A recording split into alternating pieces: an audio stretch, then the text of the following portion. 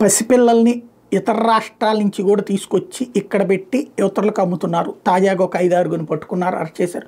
వాళ్ళు ఎవరు కూడా దొంగలు కాదు. మామూలుగా ఇదివరకటి రోజుల్లో పసిపిల్లల్ని ఎవరు కొనుక్కునేవాళ్ళు అంటే ఎత్తుకుపోయేవాళ్ళు ఎవరే అంటే ఈ దొంగతనాలు అదే మనకి రోడ్డు మీద అడుక్కునేటటువంటి వాళ్ళని తయారు చేసే ముఠాలు ఉంటాయి కదా. ఈ పిల్లల్ని ఎక్కడైతే ఎయిర్పోర్టుల దగ్గర కాదు కానీ బస్ స్టాండ్లు, రైల్వే స్టేషన్ల దగ్గర అట్లా వదిలేసి తమ పని తాము చూసుకునే తల్లిదండ్రులు అటు ఉండగా అప్రమత్తంగా లేనప్పుడు ఈ పిల్లల్ని ఎత్తుకుపోవడం, వాళ్ళ కాలు ఇరిచేసి, చెయ్యి ఇరిచేసి, కళ్ళల్లో సీసం పోసి, చెవుల్లో సీసం పోసి, వాళ్ళని అంగవికలుగా చూపించి వాళ్ళ పరిస్థితి ఎట్లా ఉందంటూ అడుక్కునేటటువంటి దారుణమైన పని ఇదివరకు ఉండేది. అది ఖచ్చితంగా నేరం. బట్ ఇవాళ రోజున పిల్లలకి సంబంధించి ఖర్చు పెట్టి బాగా చూసుకుందామని ప్రతి తల్లి తండ్రి కోరుకుంటున్నారు. ఎందుకని?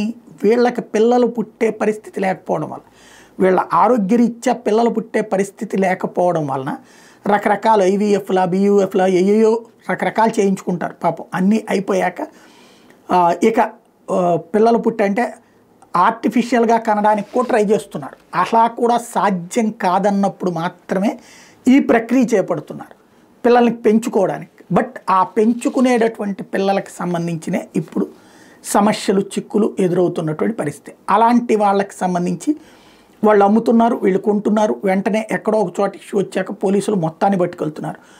నాకు బిడ్డ దక్కింది అని డబ్బులు ఖర్చు పెట్టైనా సరే పిల్లల్ని తీసుకుంటున్నోళ్ళు ఏమి వీళ్ళని దుర్మార్గాలు చేయాలనుకోవట్లేదు. చక్కగా పెంచుకుందాం, తమ బిడ్డల్లా పెంచుకుందాం అనుకుంటున్నారు.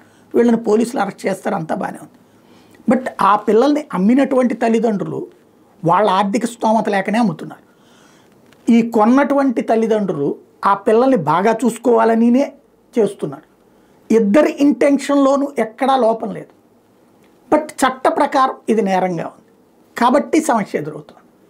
పోనీ అలాగని దత్తత తీసుకుందాము అంటేనేమో దానికి 1,00,000 నిబంధనలు, 1,00,000 నిబంధనలు. దానికి చుట్టూతా సాగితే దశాబ్దాలు అయిపోతుంది. దీనికి ఒక పరిష్కార మార్గం సరిగ్గా వాళ్ళకి ఎక్స్ప్లెయిన్ చేయగలి పోలీసులు కానీ వీళ్ళందరూ. ఏంటయ్యా అంటే మనం ఎవరికైతే బిడ్డలు ఇవ్వాలనుకుంటున్నారో, ఎవరైతే బిడ్డలు తీసుకోవాలనుకుంటున్నారో అధికారిక దత్తత తీసుకోండి సింపుల్గా. అప్పుడు అసలు ఎవడో ఒక ప్రాబ్లం ఉండదు. అలా కాకుండా ఇప్పుడు ఈ పిల్లల్ని రేపు పొద్దున్న తీసుకెళ్ళి ఏ శిశు సంరక్షణ గృహాల్లోనే పెడతారు. ఆ తర్వాత వాళ్ళు ఇస్తారు ఇట్లాగే వేరే తల్లిదండ్రులు. ఆ ఇచ్చేటప్పుడు ఇంకొంత డబ్బు ప్లస్ వాళ్ళ దగ్గర అంత ఉండాలి, ఇంత ఉండాలి, ఆ స్థాయి ఉండాలి, ఈ స్థాయి ఉండాలని చెప్పి లెక్కలు కడతారు. అందులో ఎక్కువ స్థాయి వాళ్ళకి ఫస్ట్ ప్రయారిటీ అన్నటువంటిది నడుస్తుంది. అదే ఈ పరిస్థితి రాకుండా ఉండాలంటే ఇప్పుడు ఆ కొనుక్కునే అమ్మేటటువంటి వాళ్ళు ఎవరున్నారో ఆ తల్లికి ఈ తల్లిదండ్రులకి, ఆ తల్లిదండ్రులకి ఈ తల్లిదండ్రులకి మధ్యన ఓ దత్తత అగ్రిమెంట్ రాయించేసి ఇచ్చేస్తే అయిపోతుంది కదా.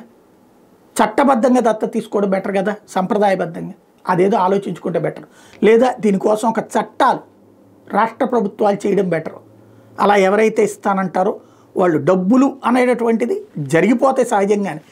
కన్నాం కదమ్మా, ఖర్చు అయినాయి కదా అని వాళ్ళు, అదే సందర్భంలో వాళ్ళు కన్నారు వీళ్ళు ఖర్చు అవుతుందని చెప్పి మధ్యలో బ్రోకరు.